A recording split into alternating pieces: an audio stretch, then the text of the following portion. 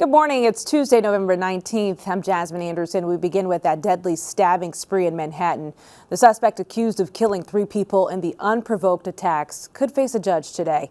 NYPD officer Robert Garvey from Long Island stepped in to stop the violence yesterday. He arrested 51-year-old Ramon Rivera after police say Rivera stabbed a 3rd person to death near 46th Street. Just heard a commotion from where I was, stepped outside, heard what people were saying, and reacted. Police say Rivera, who is homeless, had been arrested 8 times prior. Update in the search for the Rocky Point man wanted in his father's killing. Police say 23-year-old Matthew Zoll may be injured after he crashed his SUV in East Shoreham minutes after the killing. 61-year-old Joseph Zoll was found stabbed at their home on November 9th and died at the hospital. Happening today, an immunity ruling expected in President-elect Trump's hush money conviction. After delaying last week, Manhattan Judge Juan Merchan is expected to announce whether to uphold Trump's conviction on 34 felony counts of falsifying business records. It follows the Supreme Court's presidential immunity decision.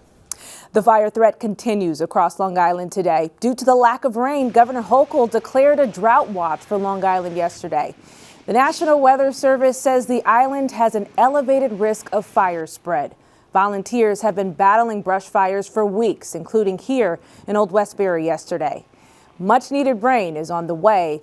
We'll have the timing of that coming up.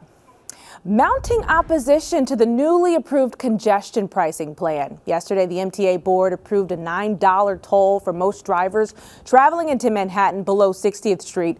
Long Island's Republican town supervisors are urging President-elect Trump to stop the plan. There's something coming, and we have to put a stop to it. And it's the Hochul tax hazard, ladies and gentlemen. Our job in the town of Hempstead and all these municipalities is to stop this. We will be taking additional legal action if the MTA moves forward because the residents have had enough. Federal regulators still need to approve the plan. If they do, the new tolls take effect on January 5th.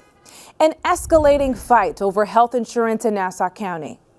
No contribution! We want a solution! No.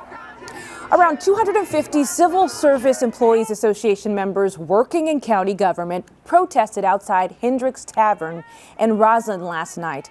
County Executive Bruce Blakeman was said to be inside for an event.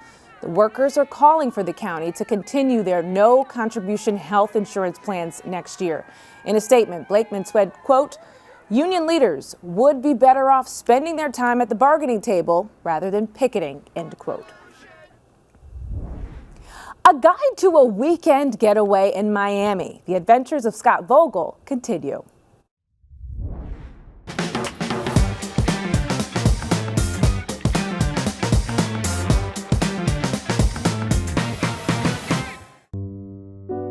Put the partying and carousing of your past life behind you, and you'll find yourself in a very different Miami. A place of elegance, of beauty, both natural and man-made. Let the rest of the world flirt and preen on South Beach, especially when there are places where you'll be the youngest one on the beach, and sometimes the only one on the beach. And you can finally relax, restore, and be yourself, for better or worse.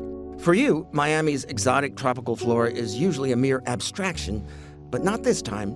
Not at Fairchild Tropical Garden, the sanctuary that is the enormous indoor garden dedicated to an equally enormous number of butterfly species from all over the world, and the intermittent terrors posed by invasive species. Here, even sunscreen application has a graceful, balletic quality to it, and there's nothing you'd rather do than unwind, recline, and settle in with that book you've been meaning to read.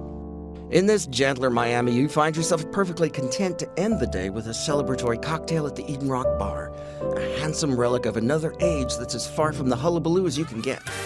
Or do you dive into Little Havana like the rest of the world with its dizzying streetscapes and nightlife?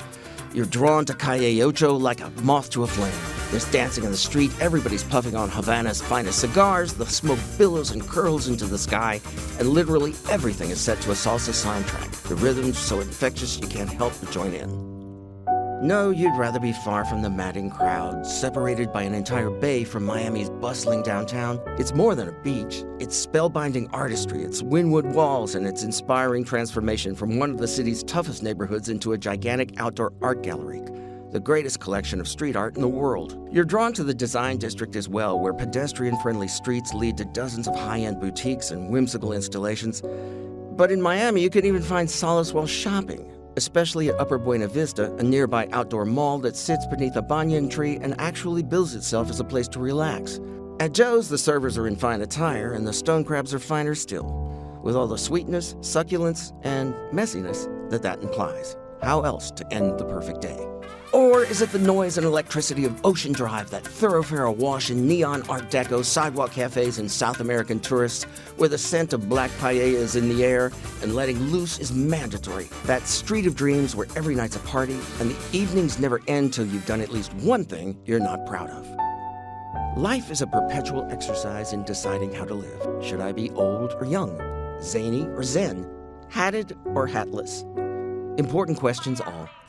Just don't go to Miami looking for answers. You'll come back even more confused than before. Live your life to the fullest, Scott. Thank you. For more on planning a trip to Miami, go to Newsday.com. Click Get More below the Newsday TV video box.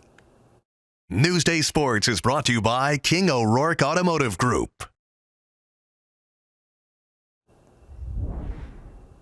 A Long Island teen beating the odds to get back on the field.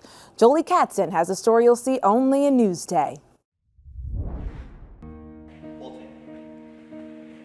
The Palumbo family lives by the mantra, it's not where you start, it's where you finish. And Clark field hockey player Rebecca is the proof. In January, Rebecca was diagnosed with stage 3 non-Hodgkin's lymphoma after doctors found a 5-pound tumor on her right ovary.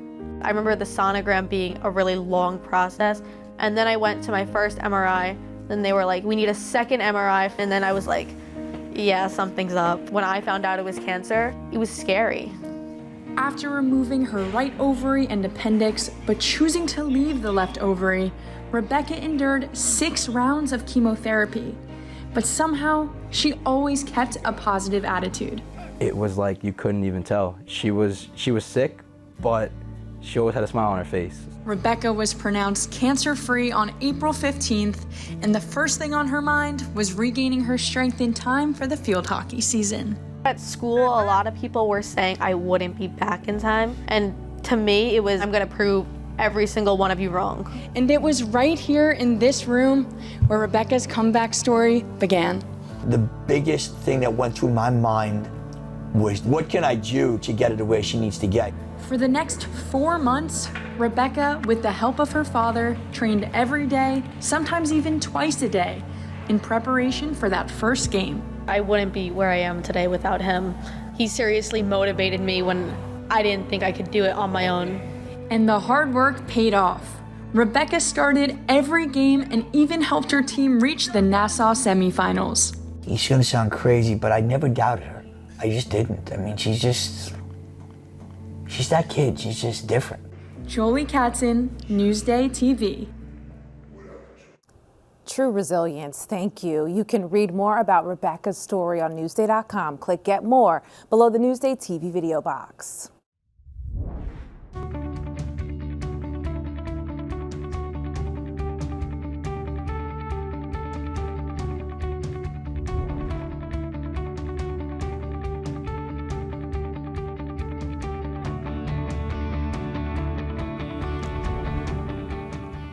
Checking out your hyperlocal Tuesday forecast, starting the day off sunny before the clouds start rolling with rain on the horizon, something we definitely need. We'll talk about it. Here's a look at your day planner though. Cooler but sunny today. Highs in the upper 50s, but you can see we start off in the 40s in Ronkonkoma.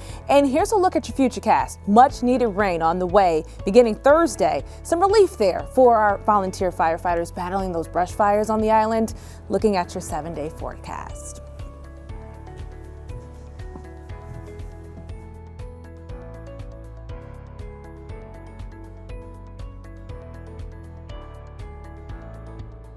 Long Island weather is brought to you by PTRC. I'm Jasmine Anderson. Thank you so much for watching.